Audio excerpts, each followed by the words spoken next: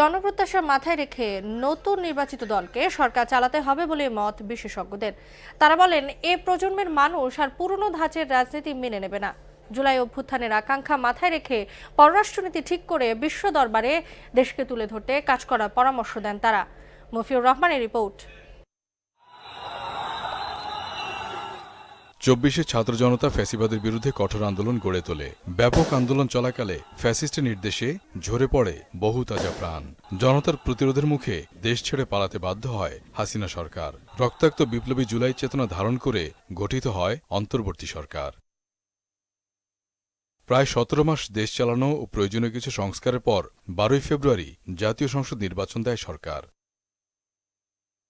ব্যাপক উৎসাহ উদ্দীপনা নিয়ে উৎসবের আমেজে প্রায় ১৭ বছর পর ভোট দেয় সাধারণ মানুষ। এ ভোটকে ইতিহাসের অন্যতম সেরা নির্বাচন হিসেবে আখ্যায়িত করেন রাজনৈতিক বিশ্লেষকরা। গতকালের নির্বাচনটি আমাদের ইতিহাসের অন্যতম সেরা নির্বাচনগুলোর একটা হয়েছে এই নির্বাচন। সরকার এবং নির্বাচন কমিশন আমাদেরকে একটা এই ধরনের নির্বাচন উপহার দিবে, সেইটাই তারা প্রতিশ্রুতি দিয়েছিল। প্রত্যাশিত জায়গা থেকে বিএনপি বিজয়ী হয়ে এসেছে এবং একটা ভূমিধস বিজয় হয়েছে। এই ভূমিধস বিজয়টা বিএনপিকে অব্যাহত রাখতে হবে এবং এটাকে টেকসই করতে হবে। নতুন গঠিত হওয়া সরকারকে জুলাই আকাঙ্ক্ষার দিকে খেয়াল রেখে রাষ্ট্র পরিচালনা করার আহ্বান জানান তারা। সরকার যেটি গঠন করতে যাচ্ছে, এই সরকারের সামনেও কিন্তু অনেক চ্যালেঞ্জ। তারা দেশের মানুষ তাদের উপর আস্থা রেখেছে। বিএনপিকে আগামী দিনে সরকার পরিচালনায় দেশের মানুষের এই আস্থার বিষয়টি মনে রাখতে হবে। সুশাসনটা যত সর্বোচ্চ লেভেলে নিশ্চিত করার চেষ্টা করতে হবে, না হলে দেখা যাবে কি সামাজিক জীবনে এক ধরনের অস্থিরতা তৈরি হবে। সেই অস্থিরতাটা আবার সরকারকে পেয়ে বসবে। যারা অন্যান্য স্টেক আছে রাজনীতিতে, তাদেরকেও খুব কৌশলগতভাবে এবং বুদ্ধিমত্তার সাথে হ্যান্ডেল করতে হবে।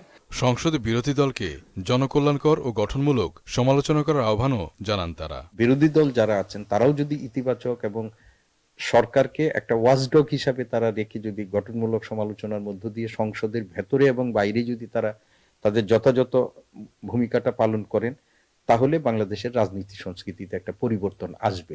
নত যেন নয়, নিজেদের স্বার্থ রক্ষা হয় এমন পররাষ্ট্রনীতি মেনে চলার কথাও বলেন বিশ্লেষকরা। আমাদের ব্যবসায়িক কারণে সবার সাথে বন্ধুত্ব আমরা চাই এবং সেই ব্যবসায়িক কারণে আমাদের স্বার্থটাকে প্রাধান্য দিয়ে যতটা পারা যায় সেভাবে আমাদের সবার সাথে একটা ভালো ব্যবহার করে ভালো সম্পর্ক করে চলতে হবে। এটাই হবে আমাদের ফরেন পলিসির মূলনীতি। আর কোনো ব্লেম গেম নয়, বরং নতুন প্রজন্মের জন্য সহনশীল ও গঠনমূলক রাজনৈতিক পরিবেশ তৈরির আহ্বানও বিশেষজ্ঞদের। মফিউর রহমান, মোহনা সংবাদ, ঢাকা।